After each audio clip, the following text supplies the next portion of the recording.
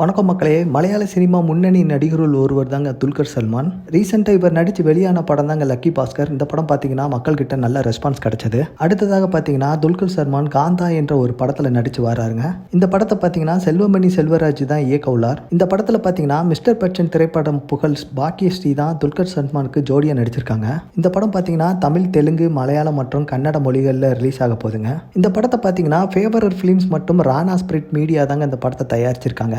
அதே மாதிரி இந்த காந்தா படத்தில் ராணா டகுபதி ஒரு முக்கிய கதாபாத்திரத்தில் நடிச்சிருக்காங்கன்னே சொல்லலாம். இந்த நிலையில தான் துல்கர் சல்மான் பார்த்தீங்கன்னா இந்த சினிமா இண்டஸ்ட்ரிக்கு வந்து 13 வருஷம் நிறைவேறிஞ்சிருச்சுங்க.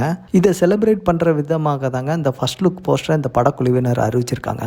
இந்த ஃபர்ஸ்ட் லுக் போஸ்டர் பார்த்தீங்கன்னா துல்கர் சல்மான் அவரோட எக்ஸ் தளத்தில் போட்டிருக்காருங்க. சினிமா சம்பந்தப்பட்ட அப்டேட்ஸ்க்கு நம்ம சேனலோட இணைந்திருங்க. மீண்டும் அடுத்த வீடியோவில் சந்திக்கிறேன். நன்றி, வணக்கம்.